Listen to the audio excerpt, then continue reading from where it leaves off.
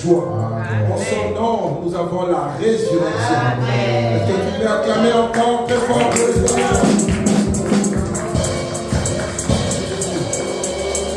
Merci, papa. Amen.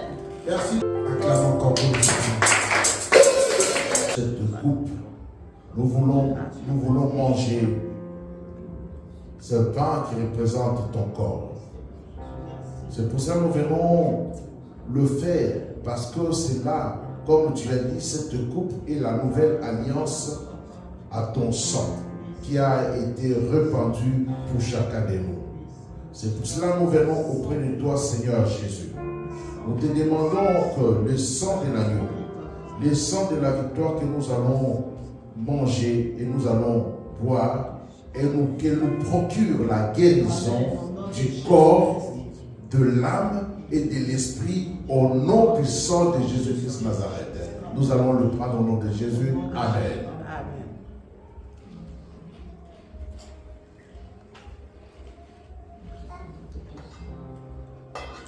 Il a pris mon péché, il m'a délivré, attaché à la croix pour moi, attaché à la croix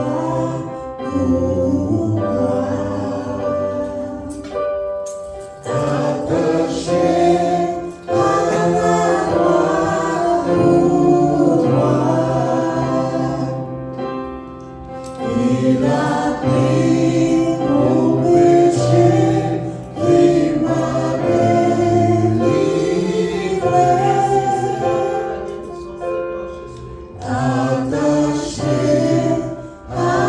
moi.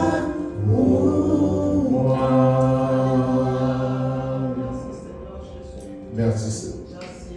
Merci pour tout ce qui est mort, tout ce qui ne fonctionne pas. Au jour d'aujourd'hui, renouvelle notre puissance afin qu'on puisse ressusciter tout ce qui est mort à nous au nom puissant de Jésus-Christ Nazareth. Peuple de Dieu dit Amen. Amen. Amen. La parole de Dieu déclare dans le livre de 1 Corinthiens 15, 17, la parole de Dieu, c'est une déclaration même, je dirais. Elle dit, et si Christ n'est pas ressuscité, la parole de Dieu est dit, et si Christ n'est pas ressuscité, votre foi est vaine. Vous êtes encore dans vos péchés. Et par conséquent, aussi, ceux qui sont morts en Christ sont perdus. Waouh! C'est que donc cela veut dire, en d'autres mots, tout ce que nous faisons, tout ce que nous prions, tout ce que nous faisons, c'est vide, c'est rien. Au cas où Christ n'était pas ressuscité. Mais moi, je vais vous dire une chose, vous bien-aimés. Il y a des personnes qui ont donné témoignage, de témoins oculaires. Alléluia. Nous allons, le deuxième écriture est dans le livre de Luc 24. La Bible déclare, le premier jour de la semaine, elles se rendirent au sépulcre de grand matin, portant les aromates qu'elles avaient préparés. Elles trouvèrent que la pierre avait été roulée devant le sépulcre. Ça, c'est le témoignage de la mère de Jésus-Christ. Et notre mari était là. Ils témoignent ce qu'ils ont vécu et ce qu'ils ont vu réellement. La Bible continue. Et étant entrés, elles ne trouvèrent point le corps de Jésus-Christ. Donc là, ils sont en train de rendre témoignage en disant que, étant entrés, elles ne trouvèrent pas le corps du Seigneur Jésus-Christ dans le tombeau. Comme elles ne savaient que penser de cela, voici deux hommes leur apparurent en habits resplendissants. Saisies de frayeur, elles baissèrent le visage contre terre. Mais ils leur dirent, qu'est-ce qu'ils ont dit? Pourquoi cherchez-vous parmi les morts celui qui est vivant? Est-ce que tu peux répéter cela? Pourquoi cherchez-vous parmi les morts celui qui est vivant? Avec foi? Pourquoi cherchez-vous parmi les morts celui qui est vivant? Amen. Donc, Marie et ses compagnons sont rentrés dans le tombeau et il n'était pas là. Et il voit des anges qui leur disent en disant que pourquoi vous cherchez celui qui est vivant parmi les morts? Amen. Il n'est point ici, mais il est ressuscité. Souvenez-vous de quelle manière il vous a parlé lorsqu'il était encore en Galilée. Et qu'il disait, il faut que le Fils de l'homme soit livré entre les mains des pécheurs, qu'il soit crucifié et qu'il ressuscite le troisième jour. Donc, il avait déjà, ce n'était pas la surprise. Il avait déjà dit ce qui allait se passer. Mais vous savez, les humains, ils sont limités par leur intelligence. J'ai intitulé ce message Pâques, c'est la résurrection du Christ. Là, la parole de Dieu, les deux Écritures qu'on vient de lire, s'opposent. Le premier, un constat en disant que tout ce que nous faisons, tout ce que nous disons, et si ce n'était pas vrai, tout ce que nous faisons, notre foi est vaine. Mais c'est pour cela j'ai mis le deuxième écriture qui rend témoignage, qui casse celui du premier. Amen.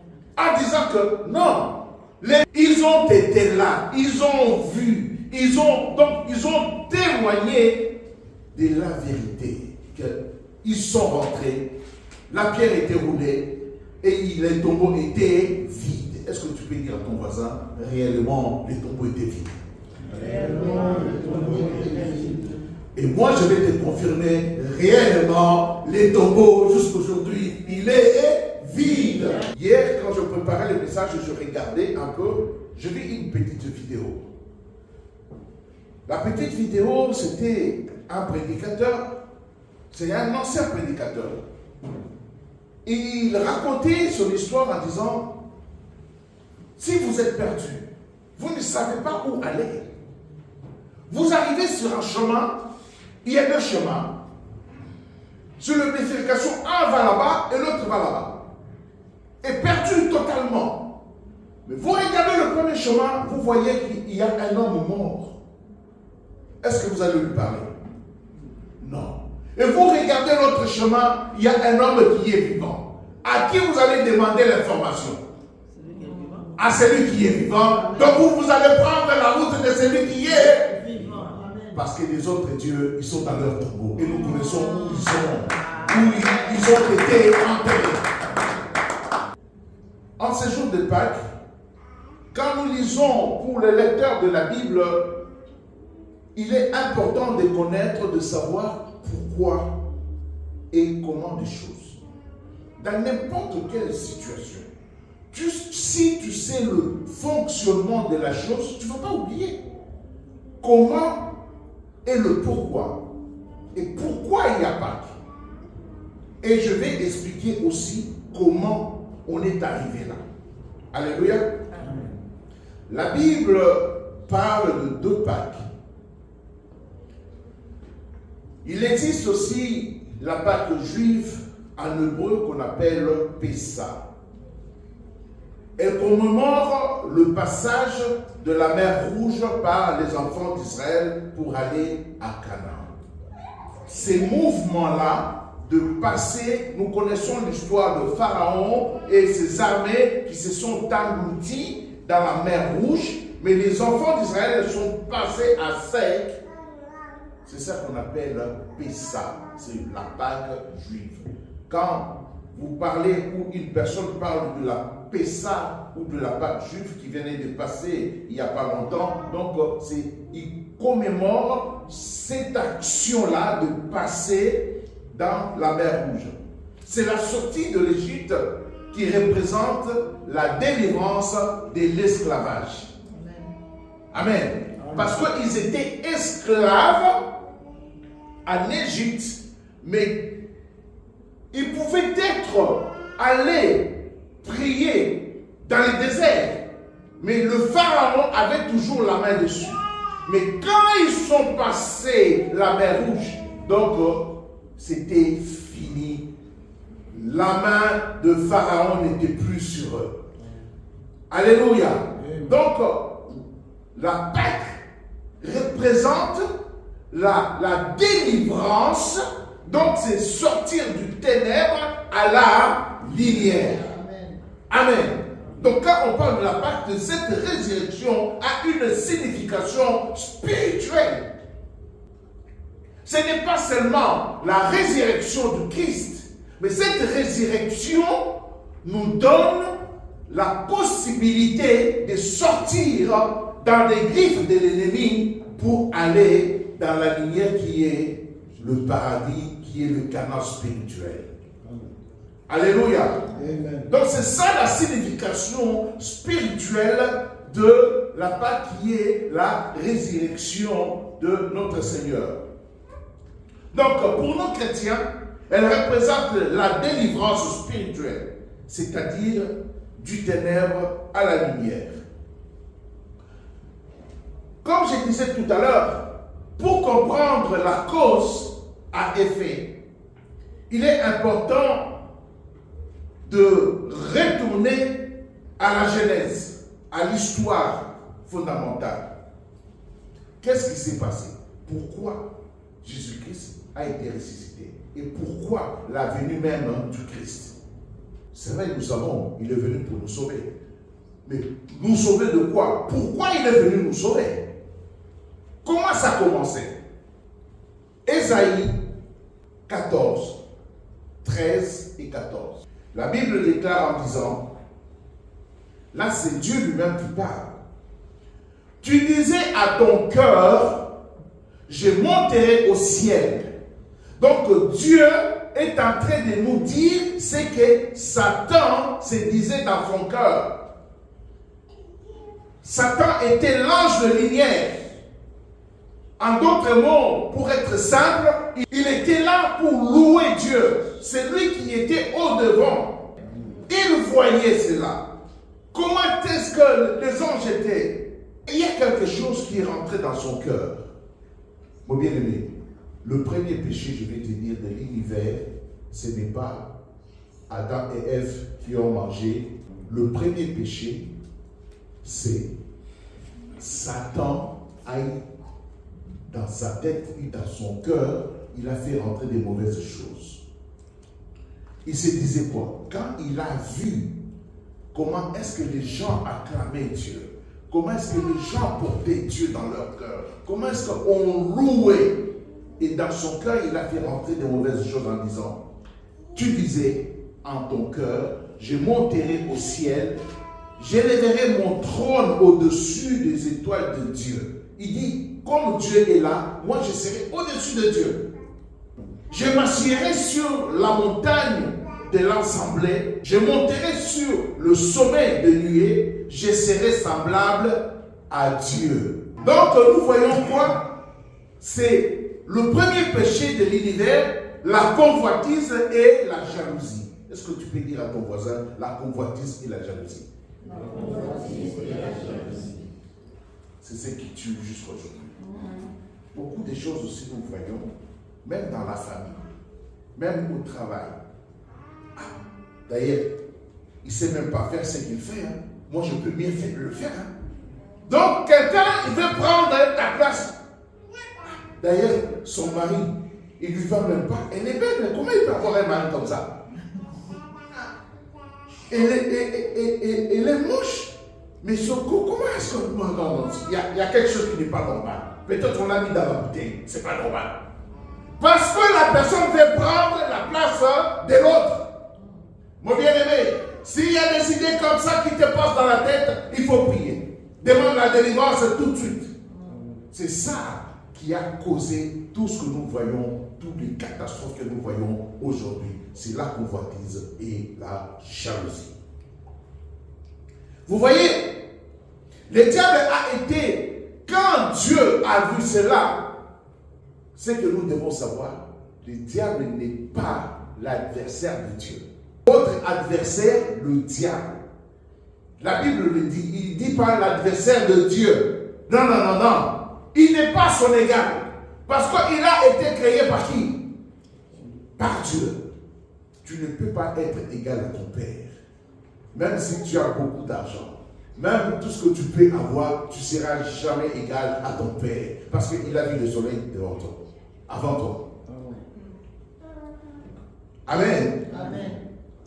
Et quand il a vu cela, qu'il a laissé rentrer des mauvaises choses dans son cœur. Bon bien-aimé, prie pour ton cœur, prie pour tes pensées. Ne laisse pas des mauvaises choses rentrer en toi. Sinon, ce qui est en Dieu, en toi, tu vas le perdre parce que tu as laissé rentrer de mauvaises choses dans tes pensées. Et les choses ne resteront pas seulement dans les pensées, ils vont descendre jusque dans le cœur. Et pour les déloger, ça sera très compliqué. Et quand Dieu a vu cela, il a chassé le diable. Le diable a été déchu de toutes ses fonctions. Quand il a été chassé, vous savez, il était ridicule. Qu'est-ce qui arrive? Quand on te ridiculise, la colère rentre dans ton cœur. Qu'est-ce que tu vas lui dire? Il m'a fait ça. Bon, il va voir de quel bois je le chauffe. Vous voyez que ces choses-là n'ont pas commencé aujourd'hui. Cette colère-là, tu dis non, la vengeance. Même si tu es en tort, au lieu d'accepter, ah non, j'ai mal fait, pardonne-moi. Non, non, non. Toi, tu voudras maintenant montrer que qui je suis, il va voir, il va bien me vivre. Il va me sentir. Par la colère et un esprit de vengeance, incapable de toucher Dieu, qu'est-ce qu'il va faire? Il va faire tout pour toucher les enfants de Dieu. Mon bien-aimé, si quelqu'un te fait du mal, toi qui es parent, s'il ne parvient pas à te toucher, il fera tout pour toucher tes enfants. C'est pour cela qu'il est impératif, chaque matin, avant que tu sortes pour aller à tes activités, prie pour tes enfants. Amen. Même s'ils sont grands, tu dois les faire poser la main. Amen. Ils sont toujours enfants. Amen. Amen. Parce qu'ils n'ont jamais vu le soleil avant. Même s'ils ont 50 ans. Je me rappelle quand j'étais chez moi, j'avais déjà 50 ans, je suis rentré à la maison. Mon père était là, il regarde la montre et dit, mais pourquoi tu viens à cette heure-ci? Moi, j'ai bégayé un peu. Elle dit, non, non, non, tu es mon enfant. Je ne veux pas que ça se répète plus. Parce que j'étais chez lui, malgré que j'avais une maison, malgré que j'avais une famille. Mais du moment où j'habitais chez lui, j'étais toujours son enfant. Alléluia. Il faut le prendre au sérieux. Vous savez, je vous recommanderai, mes bien-aimés, tous ici, de lire Genèse chapitre 3. Dans le livre de Genèse chapitre 3, quand vous allez lire, s'il vous plaît, vous allez comprendre que l'ennemi est rusé, le diable. Vous allez comprendre ses mensonges, ainsi que la conséquence du mensonge. La conséquence de la désobéissance. C'est pour cela, pour nous ici, mes bien-aimés, il est important de ne pas négliger la parole de Dieu. Est-ce que tu peux dire à ton voisin, il ne faut pas négliger la parole de Dieu? Il ne faut pas négliger la parole de Dieu. Au nom de Jésus-Christ. Amen. Mais quand nous lisons chapitre 3 au verset 15, Dieu a chassé Adam et Ève. Pourquoi? Parce qu'ils n'ont pas obéi. Ils ont été prévenus qu'il ne faut pas toucher cet arbre-là, il ne faut pas manger. Mais le diable est venu. Il a cherché la faiblesse. Il est rentré, il a parlé à la femme. Tu peux manger, tu viendras comme Dieu. Lui, il a été chassé. Pourquoi? Parce qu'il voulait devenir comme Dieu. Il a pris toujours le même mensonge. Il est venu dire à Adam et Ève, vous serez comme de Dieu, si vous le mangez. Et quand ils ont obéi au diable, ils ont été chassés. Mais vous savez, il y a toujours des conséquences quand on désobéit. Mais notre Dieu a l'amour de ses enfants. C'est pour cela, Genèse 3, 15, il dit, je mettrai l'inimitié entre toi et la femme, entre ta postérité et la postérité de la femme. Celle-ci t'écrasera la tête et tu lui blesseras le talon. Qu'est-ce que cela veut dire ça? Dieu est en train de dire, je mettrai l'inimitié, ce qui est le contraire de l'amitié. Amen. Là, il est en train de parler au diable, à Satan, que malgré que tu les as séduits, mais il y aura un moment où moi je mettrai l'inimitié, vous n'allez pas marcher ensemble. Qu'est-ce qui va se passer? Je mettrai l'inimitié entre toi. Quand on parle de la femme ici, c'est l'église. Vous savez que nous savons, l'église est là, l'épouse du Christ. Amen. Donc il est important de comprendre les Écritures. Donc je mettrai l'inimitié, toi et l'église et l'épouse, vous n'allez pas marcher ensemble. Donc pour que la personne ait la puissance, pour que la personne soit avec Dieu, elle doit être l'épouse du Christ. Amen. Celui qui ne veut pas être l'épouse, celui qui ne veut pas être église, donc il va marcher avec le diable. Je me répète. Je mettrai l'inimitié entre toi et l'épouse. L'épouse, c'est l'église. L'épouse, ce n'est pas les bâtiments. L'épouse de Christ, c'est toi, c'est moi. Tu dois te décider d'être l'épouse du Christ. Si tu es l'épouse de Christ, il y aura l'inimitié, donc tu ne vas pas marcher avec les diables. Mais si toi tu ne veux pas l'église, donc tu ne veux pas être épouse, tu es directement sous la domination de qui? Du diable. Il dit, celui-ci, donc l'épouse, t'écrasera la tête. Toute personne qui rentre dans l'église, qui accepte d'être épouse, il aura le pouvoir de marcher sur la tête du diable. Amen. C'est spirituel. C'est pour cela il est important d'être obéissant. Dis à ton voisin, il est important d'être obéissant. C'est comme ça que tu auras le pouvoir d'écraser Satan. Continue. C'est pour cela que tu auras le pouvoir d'écraser la tête de Satan. Amen. Quand tu es l'épouse fidèle, quand tu pries, tu vas voir la main de Dieu, même la bénédiction va t'accompagner, tu auras le pouvoir. Amen. Mais si tu es une épouse infidèle, même devant les gens, c'est une honte. Vous vous rendez compte? Une épouse infidèle n'a rien à dire. clairement, un chrétien qui bavarde pour rien, dans son cœur il n'a rien de chrétien, c'est comme une femme qui est infidèle. Un chrétien qui se nomme chrétien, il a juste le titre de chrétien, mais il n'a pas le témoignage de chrétien, il est comme une femme infidèle. La promesse de Dieu de donner le pouvoir à la postérité de la femme, qui est l'Église, celle-ci va écraser la tête du serpent.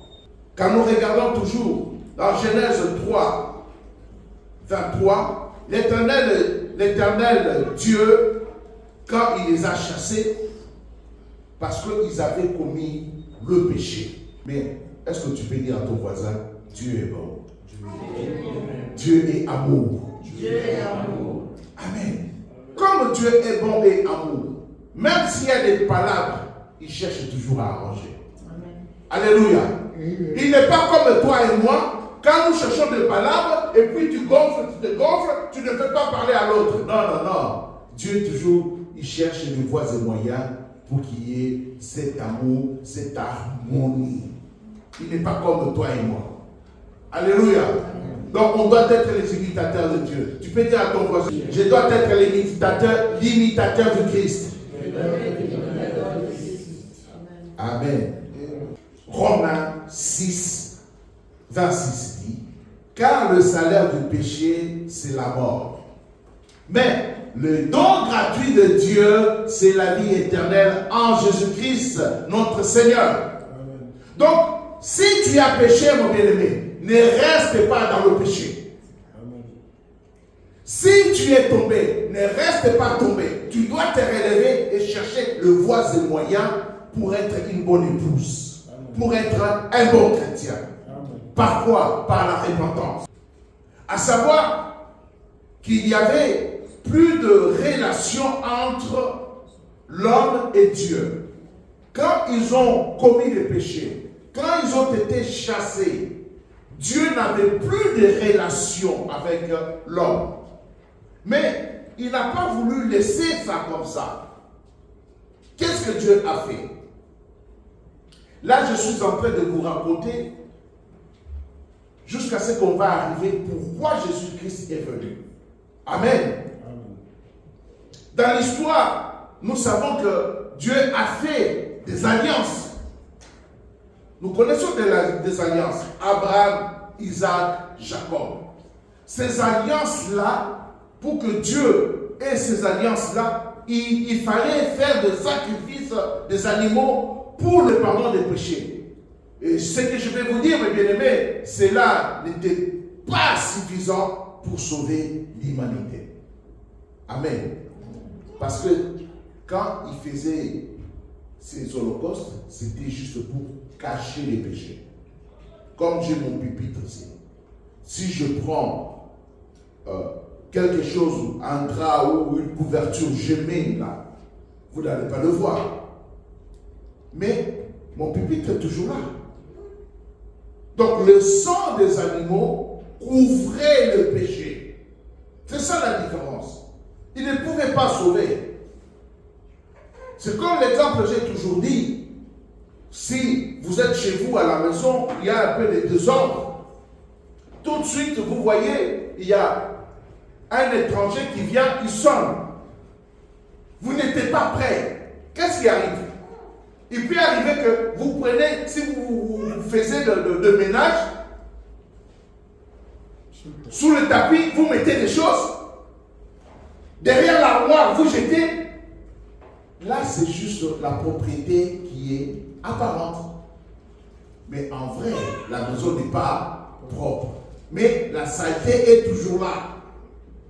Donc, les animaux, le sang des animaux n'enlevait pas cette saleté. Il le couvrait juste pour que la maison soit, disons, propre. Hébreux 10:4. Il est impossible que le sang des taureaux et des boucs ôte le péché. Mais quand cela arrive, mais Dieu n'est pas sourd.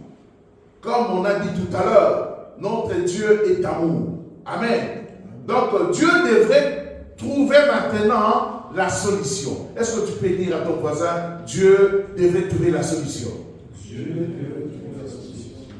Amen. Maintenant, Dieu devait trouver la solution.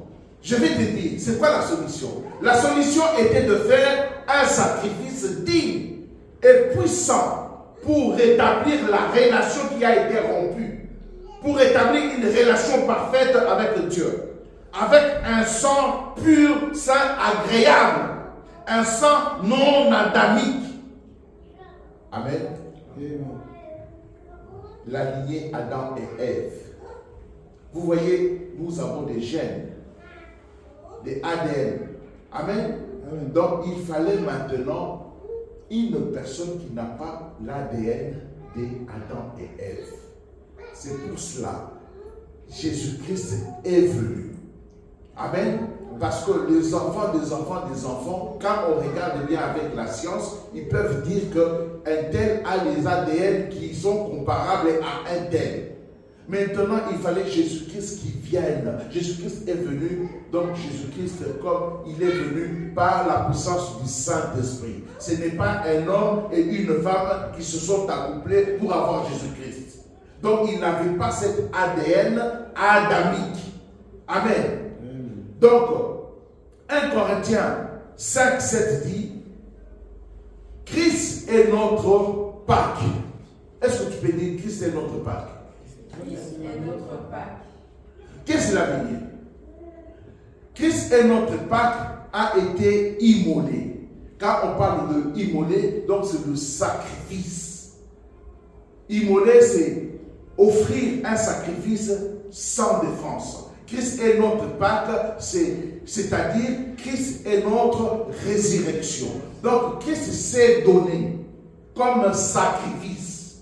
Et son sang, comme il n'avait pas de relation avec Adam et Ève, le sang de Jésus-Christ maintenant, au lieu de couvrir, il fait quoi? Il ôte, il enlève.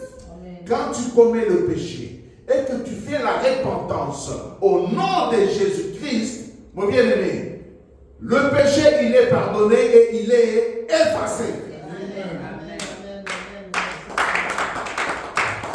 Donc il est important de comprendre les mécanismes. Quand nous parlons toujours au nom de Jésus-Christ, il faut se poser la question, pourquoi nous parlons toujours au nom de Jésus-Christ? L'autre fois là, je vous avais dit que parce que nous avons reçu le mandat de Christ. Recevoir un mandat. Il n'y a pas longtemps, nous avons voté de maire. Si celui qui était malade, ton épouse ou ta femme était malade, tu ne peux pas aller voter. Qu'est-ce que tu prends ta carte d'identité, tu lui donnes. Il va aller voter à ton nom, il va voter quelqu'un. Donc tu lui as donné le pouvoir de voter à ton nom. C'est pour cela que quand nous venons, nous faisons des choses au nom de Jésus-Christ. Ce n'est pas à mon nom de pasteur Aimé, mais moi, pasteur Aimé, j'ai reçu le mandat de poser l'acte légal au nom de qui? Au nom de Jésus-Christ. Mon bien-aimé, tu ne dois pas te sous-estimer. Tu as un mandat. Est-ce que tu peux dire, je ne dois pas me sous-estimer? J'ai un mandat de Jésus-Christ. Amen. Apocalypse 1:8, 1:18. Jésus-Christ, par la résurrection, il tient le clé de la mort et du séjour de mort. Amen. Comme toi, tu as le mandat. Donc toi aussi, tu tiens la clé de mort et du séjour des morts. Si tu es toujours fidèle à Dieu, et cette puissance, ce n'est pas Dieu qui nous le reprend, non. Mais c'est nous qui lâchons cette puissance si nous nous méconduisons. Alléluia. Romains 14, 9 dit, Jésus-Christ est mort et il a vaincu afin de dominer sur la mort et sur le vivant. Philippiens 2, 9, Jésus-Christ est le nom qui est au-dessus de tout nom. Amen. Je vais dire à quelqu'un ici, Le pouvoir de la résurrection est à ta portée, c'est-à-dire la résurrection de Jésus-Christ t'offre la liberté spirituelle de choisir la vie, de quitter le péché, car le salaire du péché, c'est la mort. Amen. Donc Jésus-Christ est ressuscité le 3e jour comme il avait dit. Sur ta langue, il a dit, tu as le pouvoir de bénir ou de maudire. Le pouvoir de la langue, de la mort et de la vie, nous l'avons parce que nous avons le mandat de Jésus-Christ. Amen. La résurrection te donne le pouvoir de quitter le tombeau maintenant, de prophétiser la vie sur tout ce qui ne fonctionne pas dans ton existence au nom de Jésus-Christ Nazareth. Est-ce que tu le crois? Amen. Donc le jour d'aujourd'hui, c'est le jour de la résurrection. Amen. Ce n'est pas la première personne qui a été ressuscitée, Jésus-Christ. Lazare était ressuscité avant Jésus-Christ. Amen. Mais c'est quoi la différence? Il y a la fille de Jairus qui a été ressuscitée avant Jésus-Christ. Amen. Mais c'est quoi la différence entre toutes ces personnes-là et Jésus-Christ? Lazare ressuscité, après quelques temps, il était mort. La fille de Jairus, on a prié pour elle, elle a été ressuscitée, après quelques temps, elle était décédée. Nous en connaissons, dans la Bible, il y a plusieurs personnes, mais notre Seigneur, il avait dit, il est mort pour aller chercher la clé de la vie et la mort, et le 3e jour, il était ressuscité. Alléluia! C'est ça la différence qu'il y a entre notre Seigneur, qui est notre Dieu, et les autres religions. Parce que notre Dieu, alléluia, il était mort le 3e jour, ressuscité, et il est vivant. Il est vivant. Il est vivant. Qui? Il est où? Dans mon cœur. Acclamons le roi des rois. Alléluia.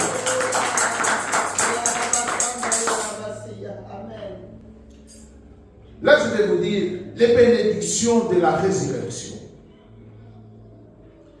Jean 11, 25, il a dit, il déclare lui-même, Jésus-Christ, je suis la résurrection. Amen. Il est important de comprendre cette notion. Vous savez, quand Jésus-Christ dit, je suis la résurrection, donc cela veut dire quoi? Jésus-Christ n'a pas dit que j'ai le pouvoir de la résurrection. Quelqu'un qui a le pouvoir, il peut perdre ce pouvoir-là. Amen. Autrefois, c'est M. Hollande qui était le président de la République. Est-ce que M. Hollande a le pouvoir aujourd'hui? Non. Il a été remplacé. C'est une autre personne qui a le pouvoir aujourd'hui. Vous voyez que quand on détient le pouvoir, on peut le perdre. Mais Jésus-Christ, il dit, mais c'est moi qui suis la résurrection. Vous comprenez la nuance. Donc, Jésus-Christ est la résurrection, mais résurrection, quand nous parlons de la résurrection, nous parlons de Jésus-Christ lui-même. Si tu as Christ en toi, donc tu as le pouvoir de la résurrection. Donc, je vais te dire, mon bien-aimé, tu as le pouvoir de prophétiser. Comme on avait vu Ézéchiel, il avait prophétisé sur les ossements desséchés, et ces ossements sont devenus une grande armée. Tout ce qui est mort en toi, tu peux proclamer parce que tu as la résurrection en toi pour qu'il prenne le vie. Est-ce que tu le crois? Est-ce que tu le crois?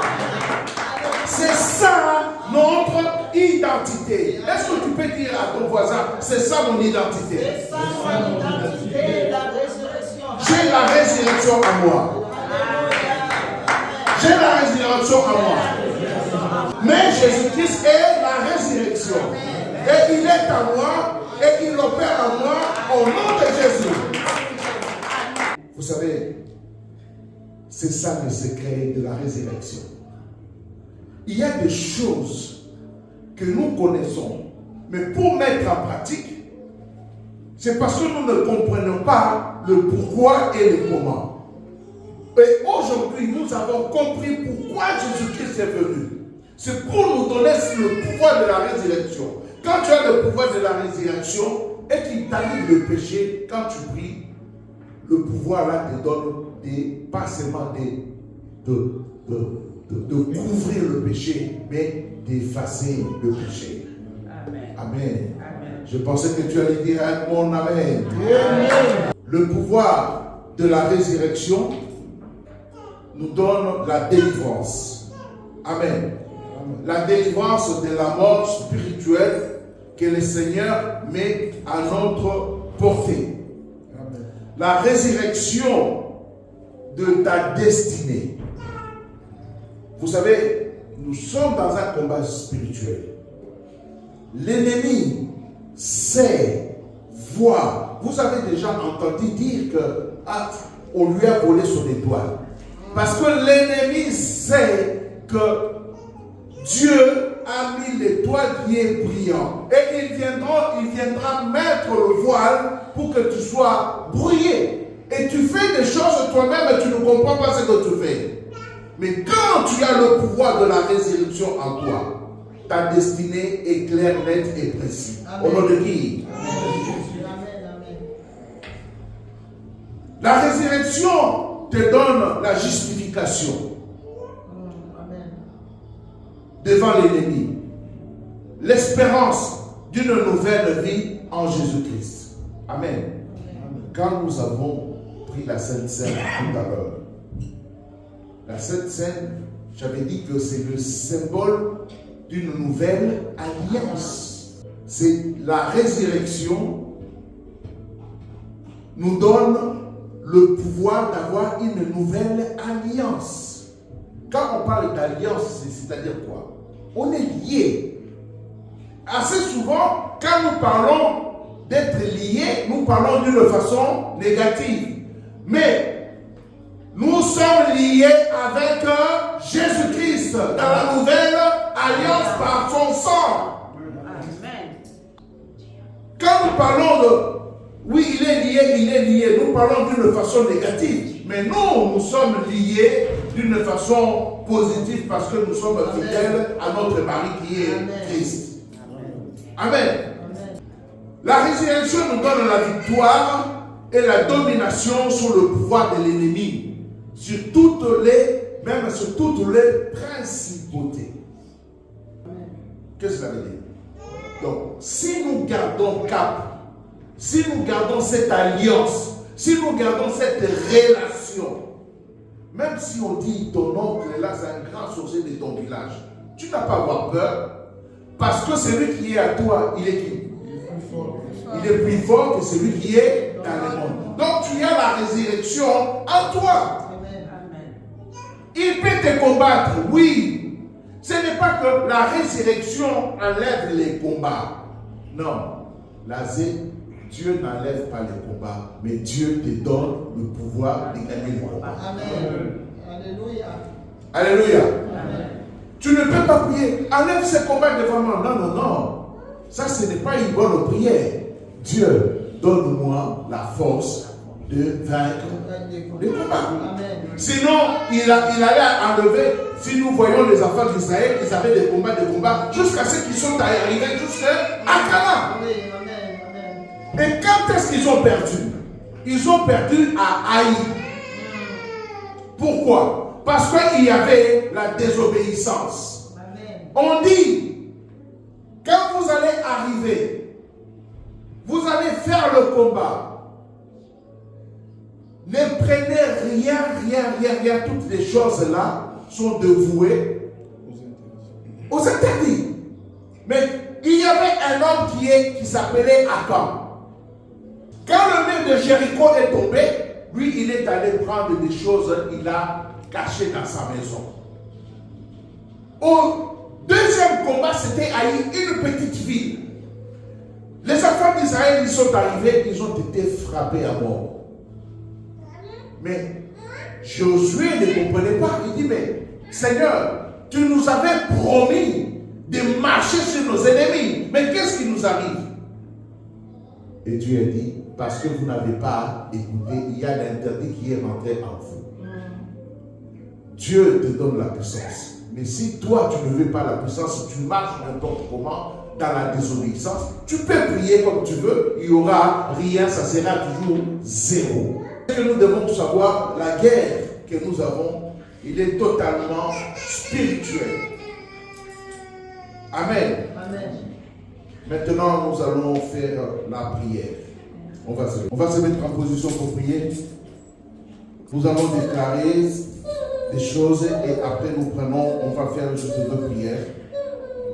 Tu vas dire, Seigneur Jésus-Christ, la parole me dit, ce qui est lié sur la terre sera lié dans le ciel.